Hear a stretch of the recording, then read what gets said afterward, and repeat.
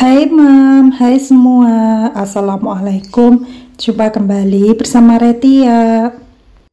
Alhamdulillah hari ini aku bisa sharing lagi aktivitas aku sehari-hari sebagai ibu rumah tangga.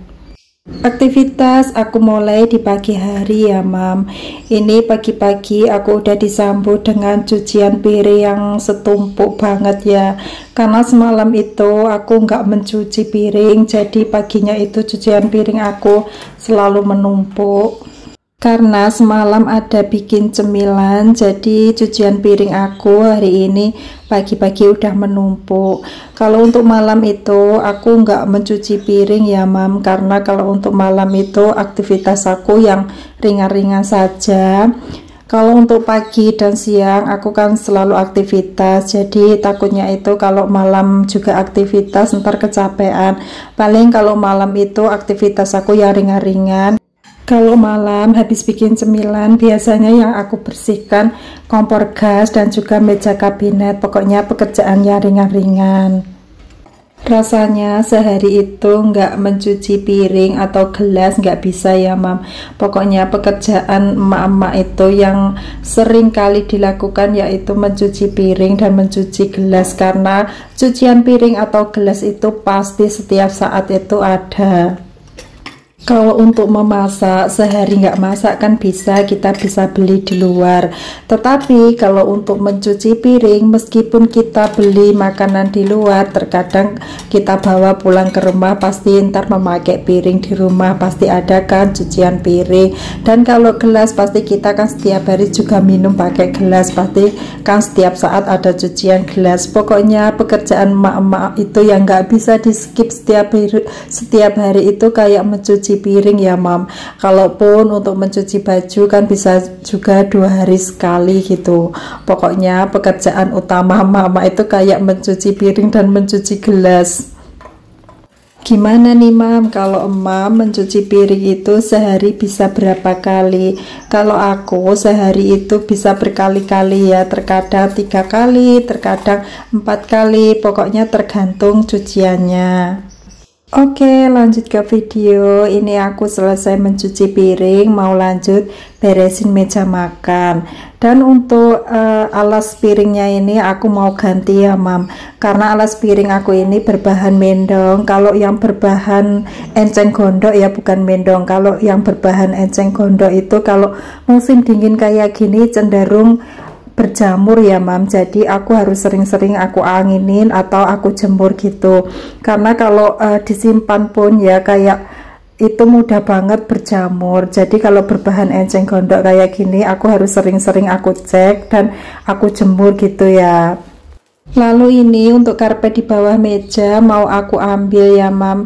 Ini rencananya mau aku cuci, ternyata setelah aku ambil kok karpetnya itu lengket banget ke keramiknya ya. Apalagi yang anti slipnya itu kayak tertinggal semua di keramik. Jadi aku putuskan nanti setelah aku ambil karpetnya dan aku cuci, nggak aku taruh lagi di bawah meja makan, karena malah merusak karpetnya. Dan ini pokoknya aku mengambilnya itu susah banget, harus aku susruk dengan pisau ya, harus aku menggunakan pisau. Pokoknya ini ngambilnya ini lengket banget. Sebenarnya aku aktivitas sambil duduk kayak gini kayaknya riuh banget karena perut aku yang semakin besar, jadi agak gimana gitu ya, agak merasa capek banget kalau aku aktivitas sambil duduk kayak gini. Dan ini ternyata karpetnya itu banyak banget yang lengket. Aku harus harus bener-bener ekstra banget melepaskan karpet ini, tapi gimana lagi, ini tadi udah aku awali untuk aktivitas ini, ya udah aku lanjutin gitu saja. Bahkan ini tadi mau enggak aku lanjutin ya, karena ya ampun pokoknya itu membutuhkan tenaga banget, dan aku harus angkatin mejanya, dan karpetnya juga harus menggunakan pisau, harus disusuk-susuk Mam menyebutnya. Kalau aku itu nyebutnya disusuk gitu ya. Pokoknya ini bener-bener lengket banget. Mungkin karena cuaca musim dingin itu ya, di dapur aku itu agak dingin jadinya lembab, jadi karpetnya itu yang anti slipnya itu kayak lengket semua. ini karpetnya jadi rusak ya man, kayak gimana ya, kayak berlubang-lubang kayak gini karena bener anti slipnya itu tertinggal semua di keramik. Jadi karpetnya, jadi menurut aku kalau ditaruh di bawah meja kayak gini yang jarang dibuka ya, itu merusak karpet. Dan ini tadi sebenarnya aku itu masih ada istirahat ya mam, istirahat ada setengah jam gitu karena bener-bener capek banget, harus sambil duduk terus sambil ngelepasin karpet, harus disusur gitu ya. Dan akhirnya alhamdulillah ini karpetnya terlepas juga, tapi aku juga butuh perjuangan karena harus mengangkat mejanya gitu ya. Jadi ini aku putuskan karpetnya nggak aku pasang lagi ya mam. Oke lanjut, ini karpetnya mau aku taruh di kamar mandi dulu nanti biar Pak suami yang mencuci karpetnya. Dan ini aku mau bersihin mejanya dulu ya. Untuk mejanya aku lap menggunakan lap kain basah saja karena kalau untuk meja ini setiap hari ya, hampir setiap mau makan itu aku bersihin. Dan sebenarnya ini tadi juga yang menempel di keramik itu tadi udah aku hilangin ya pakai pisau, tapi nggak aku videoin karena bener-bener capek banget. Jadi aku pengen kerja cepat gitu ya, jadi nggak sempat aku videoin. Ini udah aku hilangin yang anti slip yang menempel di di keramik itu, dan ini aku sapu-sapu gitu saja ya mam. Bahkan nggak aku pel karena aku bener-bener kayak merasa capek banget, bahkan keringat itu sudah keluar semua. Jadi kalau untuk ngepel ya udah aku menunggu Pak suami saja biar dipel, ini cuma aku sapu-sapu saja. Oh ya mam, by the way, sambil nonton video aku ini mama lagi pada ngapain ya? Apakah mam lagi beraktivitas ataupun lagi santai? Bisa komen di kolom komentar ya mam. Oke lanjut, ini untuk taplak mejanya itu aku ganti menggunakan taplak ya, nggak aku kasih alas piring karena aku pengen simple kayak gini saja. Sebenarnya taplak meja ini bukan taplak ya mam, apa ya aku kalau menyebut taplak gitu. Sebenarnya ini dulu aku gunakan untuk sel ya, tapi sekarang aku gunakan untuk taplak meja. Oke, untuk alas enceng gondoknya ini aku angin-anginin di luar ya mam, karena supaya nggak berjamur. Karena kalau enceng gondok kalau nggak diangin-anginin itu kayak gimana ya, lembab terus berjamur. Jadi ini ya udah, karena nggak ada sinar matahari aku angin-anginin di luar saja. Oke lanjut, karena ini udah siang, udah jam 10.30, jadi aku mau lanjut untuk masak. Dan hari ini aku mau masak menu desa yang sederhana. Aku mau masak sayur singkong. Ini mau aku sayur bobor ya mam, karena Pak suami itu kalau sayur singkong itu sukanya di sayur bobor. Dan ini mau aku sayur simpel saja. Ini tadi daun singkongnya sudah aku rebus duluan ya. Pokoknya sebelum aku masak itu sayur singkongnya itu aku rebus dan ini aku iris-iris. Kalau untuk sayur singkong itu aku nggak usah beli ya mam, karena di depan rumah aku itu di tanahnya tetangga itu ada daun singkongnya banyak dan boleh dipetiki gitu ya. Jadi aku metik di situ kan lumayan, nggak usah beli. Dan untuk masak sayur singkongnya juga aku kasih ebi ya mam supaya enak. Ini ebinya aku rendam duluan sebelum aku masukin ke daun singkongnya. Lalu ini aku juga mau blender bumbunya daun singkong ya mam. Sebenarnya bumbunya itu sedikit karena aku masaknya daun singkong itu cuma sedikit ya, tapi mau aku ulek itu rasanya kok males banget. Ya udah ini aku blender. Dan untuk bumbunya itu cuma simple ya, aku kasih bawang merah, bawang putih, ketumbar dan juga kemiri.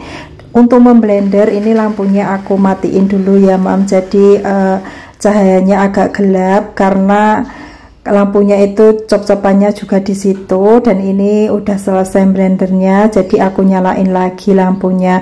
Sebenarnya kalau ada ketumbarnya itu, kalau di blender itu kayak ketumbarnya itu nggak bisa hancur gitu ya. Seharusnya kalau masak yang ketumbar kayak gini yang ketumbar bubuk ya mam, tapi aku lagi nggak punya. Jadi tadi ketumbarnya itu aku ikutin blender, ternyata nggak begitu lembut banget ketumbarnya. Oke, ini bumbunya aku tumis sampai matang ya, sampai harum. Lalu aku masukkan ebinya dan juga daun salam, dan aku kasih air ya mam. Ini aku kasih air secukupnya saja karena hari ini aku masak daun singkongnya itu cuma sedikit. Mungkin yang makan nanti pak suami sendiri, karena aku juga lagi nggak kepingin makan sayur daun singkong ya, karena aku cuma pengen makan sama sambal saja. Pokoknya gimana ya, rasanya itu kayak enak banget mau makan sayur, tapi kayak rasanya itu malah kepingin makan kayak sambal bawang ya mam, sambal bawang dengan ikan asin gitu, kayaknya enak banget. Jadi aku putuskan untuk nggak makan sayur, aku cuma mau makan sambal bawang sama goreng ikan asin. Oke, sambil menunggu sayur singkongnya mendidih, ini aku juga mau sambil masak nasi ya mam. Ini aku masak nasinya itu 3 cup. Ini aku cupnya masih memakai cup yang dari rice cooker itu. Dan berasnya ini aku cuci duluan. Kalau untuk mencuci beras itu aku biasanya 2 kali ya mam. Pokoknya tergantung berasnya, dan ini berasnya nggak begitu kotor, jadi aku cuci 2 kali saja. Kalau berasnya kotor aku cuci 3 kali. Tapi kebanyakan kalau aku beli beras dari petani langsung itu berasnya nggak begitu kotor, jadi ini tadi aku cuci 2 kali. Dan ini aku nyalain ya, aku masaknya masih di rice cooker yang lama. Oke lanjut, ini daun singkongnya udah mendidih, mau aku bumbuin ya mam. Kalau untuk sayur daun singkong ini cuma aku bumbuin garam, gula, penyedap gitu saja ya mam. Karena kalau untuk sayur bobor itu simple banget, dan untuk penyedapnya itu aku menggunakan kaldu jamur.